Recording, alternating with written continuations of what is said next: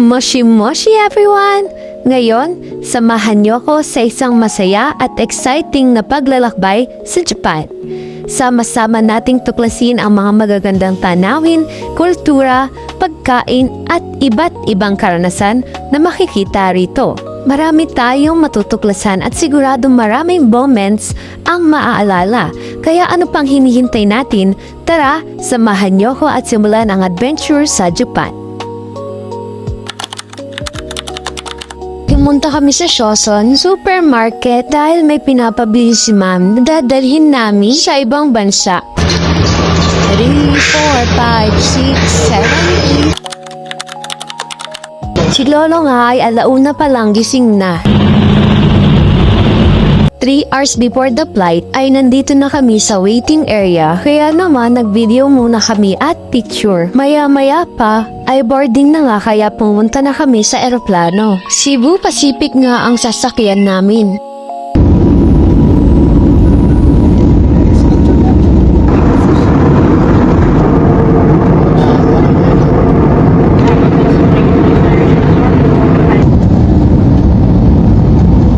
Malapit na nga kami sa Fukuoka International Airport. 7:30 kami nakarating ke 6:30 sa Pilipinas. Dito na nga kami at kasama na namin sila Mami Layo sumundo sa amin. Pupunta kami ngayon sa Kumamoto Castle. Pero bago doon ay pumunta muna kami dito sa MK Restaurant para kumain ng umaga. Shabu-shabu to and set. Dito nga pala ay yung robot ang magdadala ng order mo. Ipindutin mo lang sa tablet yung orderin mo. Ito yung order and set na yan. Pagkatapos namin kumain ay pumunta na kami sa Kumamoto Castle.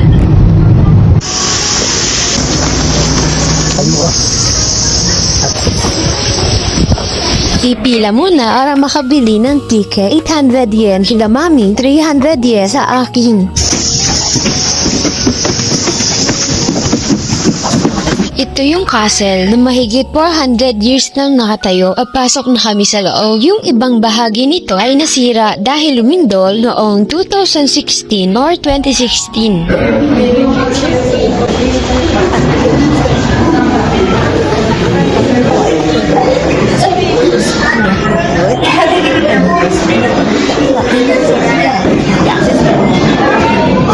Bumaba din agad kami sa castle dahil 5 PM ay magsasarado na ito. Hindi muna kami uuwi dahil pupunta kami dito sa Sanki.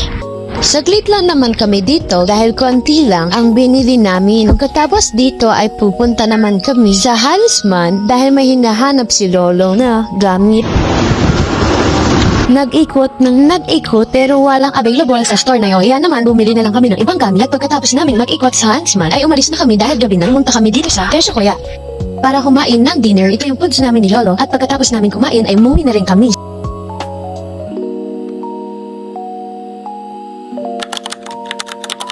Ngayon ay isusurprise namin si Lolo. Happy birthday to you! Happy birthday, happy birthday, happy birthday to you. Pagkatapos ay pupunta kami sa bundok dito sa Yamaga.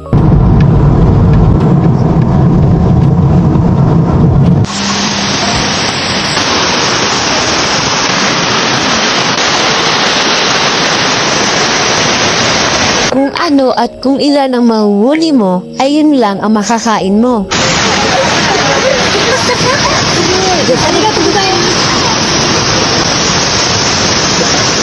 Halos lahat yan si Mami ang nakahuli. Pagkatapos namin kumain ay pupunta naman kami sa temple.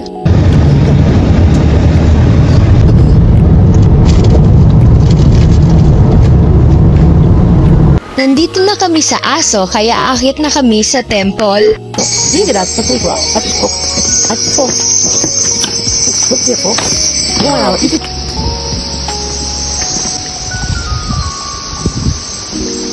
Ito yung unang temple sa may baba pa lang. At meron ding temple sa may pinakataas. Bumaba din kami agad dahil si Lolo ay naiwan sa baba.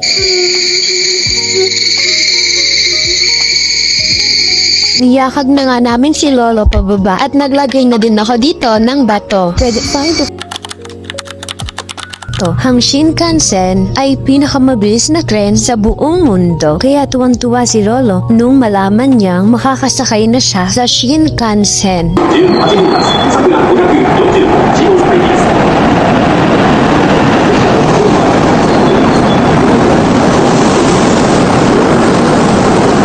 Ito yung itsura sa loob ng tren tulad ng sa eroplano.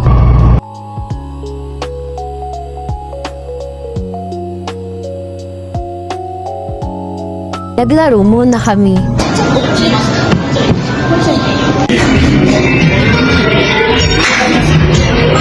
Ito lang lahat ang nakuha namin. Pagkatapos ay punta na kami sa tower.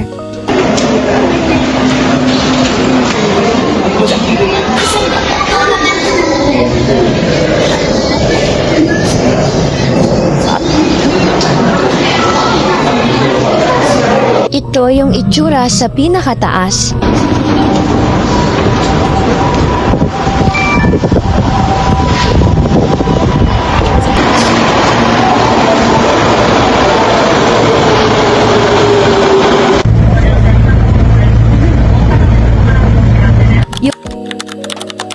Ay kumain muna kami dito sa Koromon Market ng Osaka. Ikaw ang pipili ng mismong ipapaluto mo. Saglit lang kami kumain dahil mahabang libutan. Pagkatapos ay dadaanan namin ito at per form per 100 yen. Buhatong bus ng 40 pesos. 6 to 7 minutes ang per form nila. Nabukasan ay nandito naman kami sa USJ o kilala bilang Universal Studios. Saglit lang kami at hindi kami papasok sa pinakang entrance dahil ngayong araw din kami uuwi sa Kumamoto ang Byupag sa Shinkansen.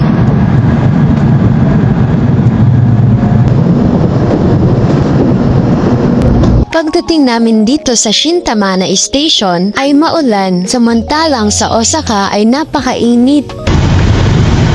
Kumain muna kami bago umuwi dahil gabi na rin. Ito yung menu at ito naman ang aming mga orders. Pagkatapos ngayon ay araw ng patay o Ubong Yasume dito sa Japan at pupunta kami ng Hanabi dito sa Kikuchi River dahil doon gaganapin ang fireworks. Tapos dahil 8 PM pa yon ay pumunta muna kami ng palengke huichara dito sa madaming pagkain at kanya-kanya ding perform dito para maipagdiwang ang piyesta. 5 PM pa lang ay napakarami ng tao at bumili muna kami saglit ng pagkain.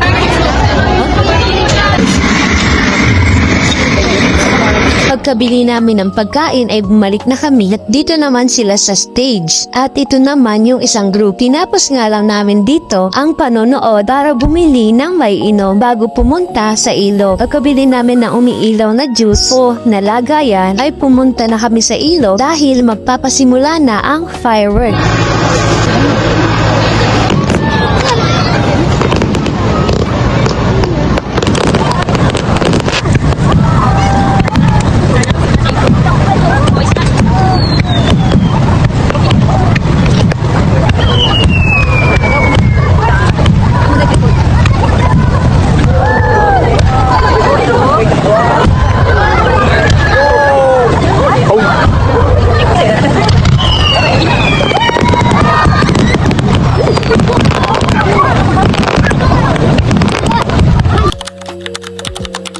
Pupunta kami ngayon sa Fukuoka International Airport dahil uuwi na kami sa Pilipinas. Umalis kami ng August 21 at nakarating naman ng August 22. Bago kami pumunta sa airport ay pumunta muna kami sa isang resto para kumain dahil gabi pa ang flight namin. Ito yung menu. Dito ka na order sa screen at dito ka na rin magbabayad. Fast forward, pagkapasok namin sa airport ay kinilo yung mga bagahe bago mag-check-in. Okay. Pagkatapos namin sa check-in at immigration ay pumunta na kami sa waiting area. Story time! Bago pa man kami makapasok sa waiting area ay naipit kami sa immigration dahil overstay pala kami ng 2 days which is August 19 ang flight namin.